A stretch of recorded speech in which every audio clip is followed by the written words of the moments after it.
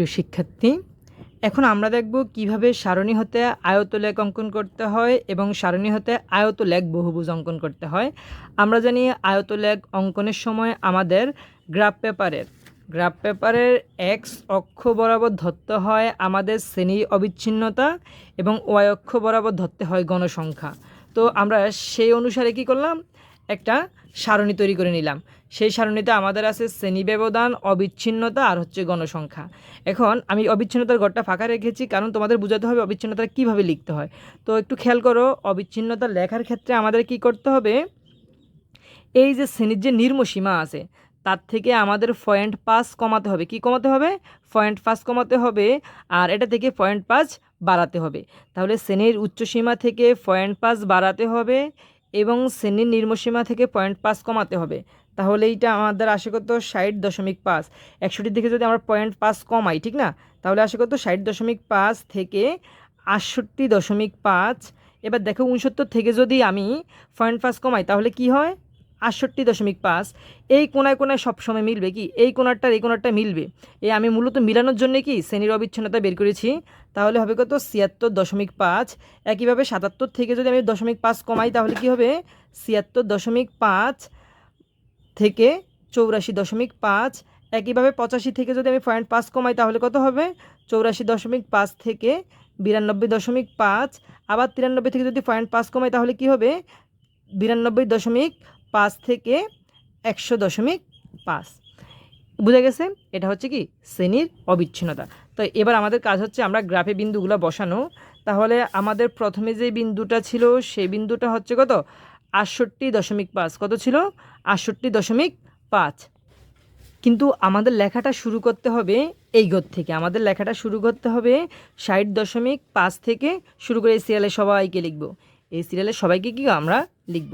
তাহলে আমাদের লেখাটা শুরু হবে এখান থেকে 60.5।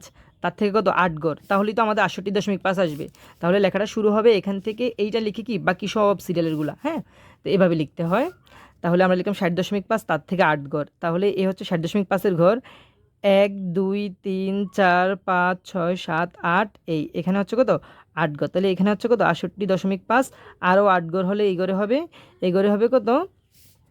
তোমার 76.5। কত হবে? 76.5। কারণ এদের ব্যবধান কত? 8 করে, 8 ঘর করে, হ্যাঁ। তাহলে এবার এখান থেকে যদি 6 ঘর হয়, এই 4 ঘর, এই 4 ঘর, তাহলে এই জায়গায় এখানে লিখতে হবে কত? এখানে লিখতে হবে আমার 84.5। 84.5। এরপরে আমাদের লিখতে হবে কত? 92.5। তাহলে এখান থেকে যদি আরও 8 ঘর হয়, এই হচ্ছে 1 ঘর, এই হচ্ছে 5 ঘর, 6 ঘর, 7 ঘর, 8 ঘর, হ্যাঁ। তাহলে এখানে লিখতে হবে কত? 92.5। এর থেকে আরও 8 ঘর, তার মানে বরাবর এই ঘর, এই যে 1 ঘর, 2 ঘর, 3 ঘর, আর এই হচ্ছে 5 ঘর, মোট 8 ঘর। তাহলে এখানে 100.5। এ হচ্ছে আমাদের এক্স অক্ষ বরাবর কি লিখেছিলাম আমরা? এক্স অক্ষ বরাবর লিখেছি শ্রেণীর অবিচ্ছিন্নতা। কি লিখেছি? শ্রেণীর অবিচ্ছিন্নতা। আর ওয়াই অক্ষ বরাবর লিখতে হবে কি? গণসংখ্যা। তো ওয়াই অক্ষ বরাবর যদি গণসংখ্যা লিখি, প্রথমে হচ্ছে কত? 6। প্রথমে হচ্ছে 6, তার মানে এই ঘরে হবে কত? যেটা প্রথম সেটা হচ্ছে কত? 6। তাহলে এই হচ্ছে 5 ঘর, এই 6। তো আমরা কি করব? একদম শুরুতেই এই বক্সটা এঁকে ফেলবো। এইটা হচ্ছে আমাদের প্রথম বক্সটা একদম শুরুতে এঁকে ফেলতে হবে। এই দিলাম, আর আর এই পর্যন্ত আমাদের বক্সটা হবে কি? এই পর্যন্ত।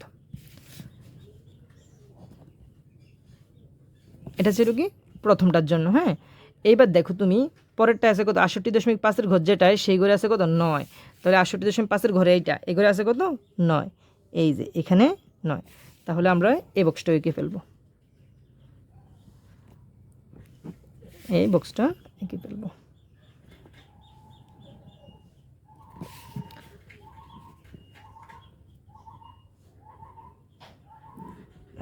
এটা হচ্ছে আমাদের 80.5-এর ঘর। এরপরে দেখো তো 76.5-এ কত ছিল?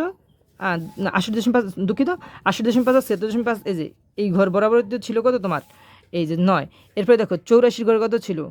যেটা 84 ছিল বা 76.5 ছিল, সেই ঘর কত ছিল? 14।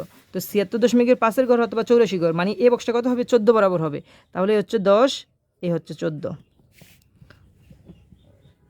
এই হচ্ছে 14। আবার বক্সটা এঁকে ফেলবে।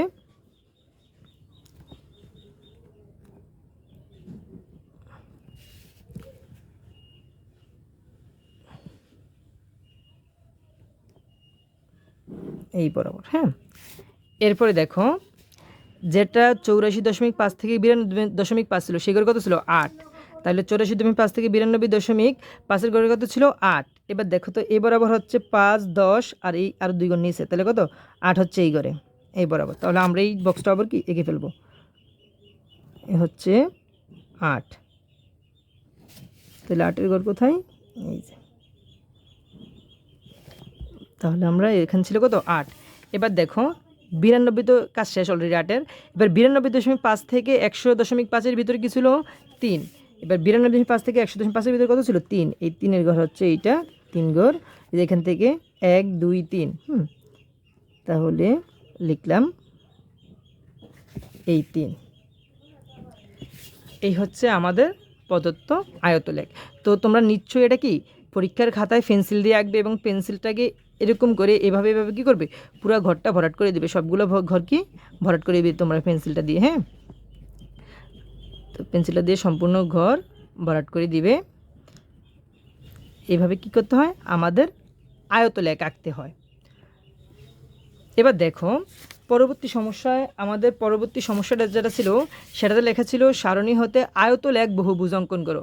আমরা কি সারণী হতে শুধুমাত্র আয়তলেখ এঁকেছি, যদি বলে সারণী হতে আয়তলেখ বহুভুজ মানে যেখানে আয়তলেখও থাকবে বহুভুজও থাকবে, তাহলে আমাদের কাজটা শুধু সিম্পল একটা কাজ।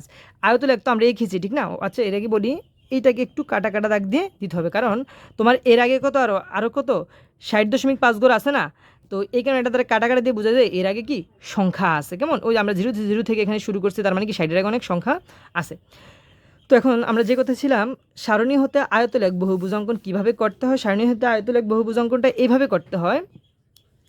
তোমরা প্রত্যেকটা স্তম্ভের যে মধ্যবিন্দুটা আছে, প্রত্যেকটা স্তম্ভের মধ্যবিন্দু দেখো এখানে 1, 2, 3, 4, 5, 6, 7, 8, তাহলে এখানে মধ্যবিন্দু কত হবে, মধ্যবিন্দু হবে দেখো এখান থেকে 1, 2, 3, 4, এই যে এখানে কি হয় আমাদের মধ্যবিন্দুটা হয় ঠিক না। তাহলে এই মধ্যবিন্দু এখান থেকে 1 থেকে 4 গড়ের সময় কি মধ্যবিন্দু দিবে। হ্যাঁ, তাহলে 1, 2, 3, 4 এই মধ্যবিন্দু, এইটার মধ্যবিন্দু কি এইখানে, তারপরে এটার মধ্যবিন্দু হচ্ছে এইখানে, এইটার মধ্যবিন্দু হচ্ছে 1, 2, 3, 4, হ্যাঁ এখানে।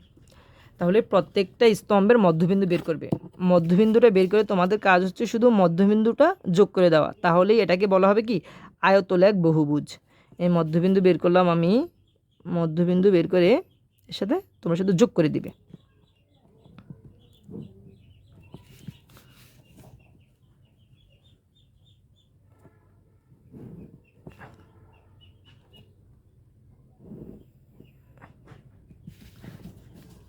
এই যে এটা এখান থেকে আমাদের শুরু হয়েছিল,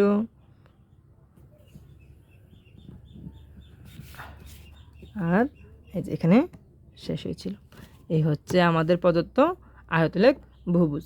তো সম্পূর্ণ ভিডিওটা দেখার জন্য অনেক অনেক ধন্যবাদ। যারা আমার চ্যানেলটি এখনও সাবস্ক্রাইব করেনি তারা অবশ্যই সাবস্ক্রাইব করে নেবে এবং পাশে থাকা বেল আইকনটি বাজিয়ে দিবে।